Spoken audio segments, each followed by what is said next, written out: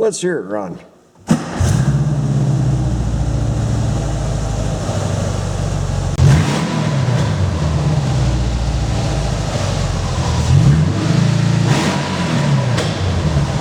Ooh, nasty. When spring comes around, I'll give you a ride in this bad boy. Definitely is a lot of fun. 180 horsepower of fun.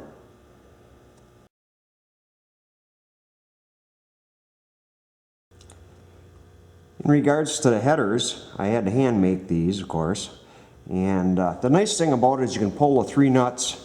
This whole comes off right as an assembly in your hand. Or if you want the muffler off, these are drilled and tapped. You can just pull these 2. And I only got the header neck sticking into the muffler about 3/4 of an inch. You can pop the muffler right off if you want to make a bunch of racket. A lot of time to figure out how to make these brackets. I looked at hundreds of radiators before I chose this one. This is for a 76 to 79 mg midget. It works real well, even in hot weather. The grill on this bad boy, that's a condenser off the back of a water cooler thing that had your 5-gallon bottle on it. And I made that into a grill.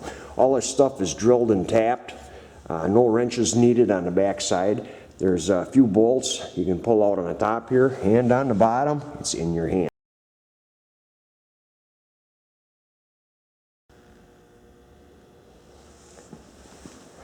Now, in regards to the cooling system, I know a lot of people have problems with getting them bled out and getting the air out of them.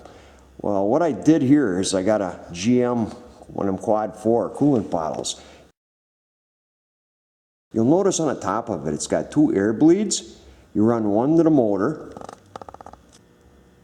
right on the top right there, and you run one to the radiator, right on the top up there.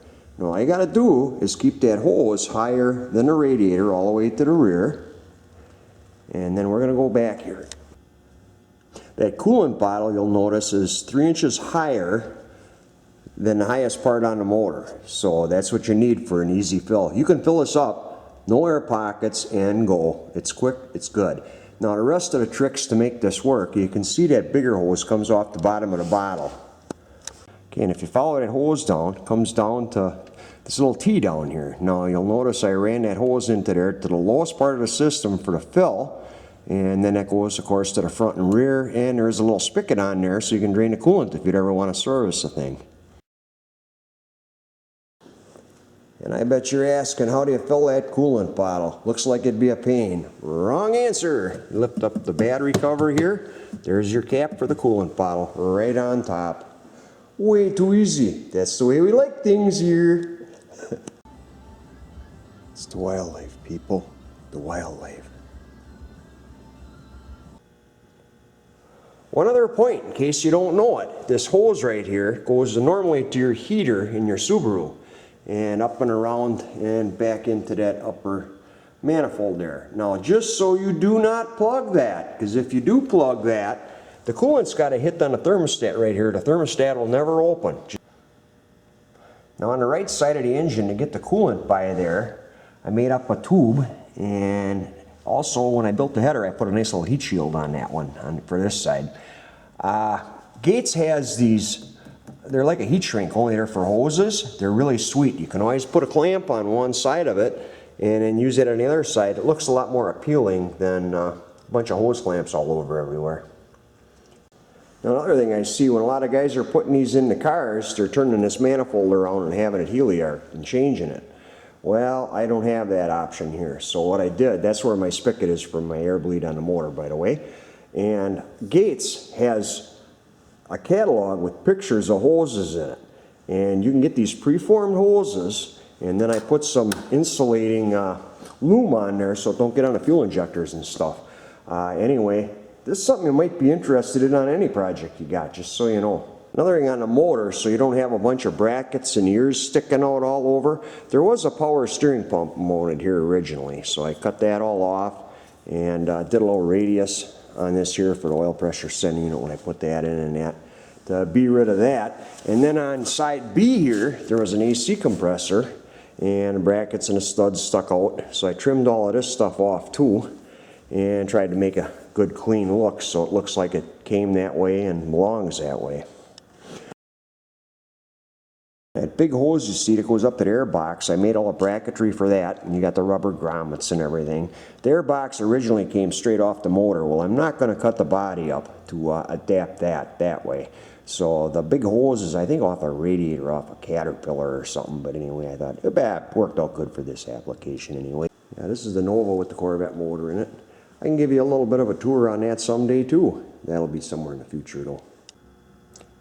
Here's the one part I'm really proud of. I do a lot of wiring and stuff like that, and I gotta show you this bad boy. This is the Army surplus ammo box, and what I decided to do is use that to put the computer in and all your electrics for as far as fuse box, all of that. I got all the fuses labeled up on a computer here, as you can see. This is originally 2000 to 2004 Chevy Impalas, and some Buicks and stuff have these really nice fuse boxes.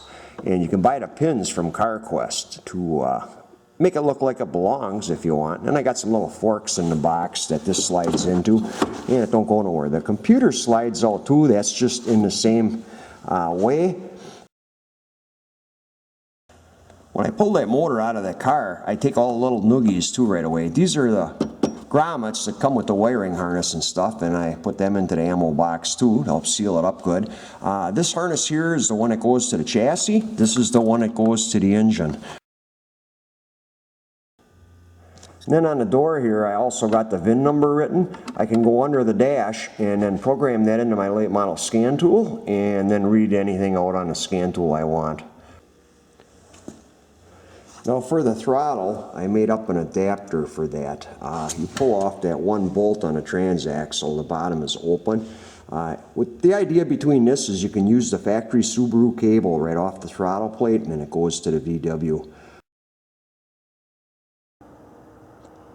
Yeah, I'd like to go for a dune buggy ride today, but as you can see, the conditions sure could be a lot better.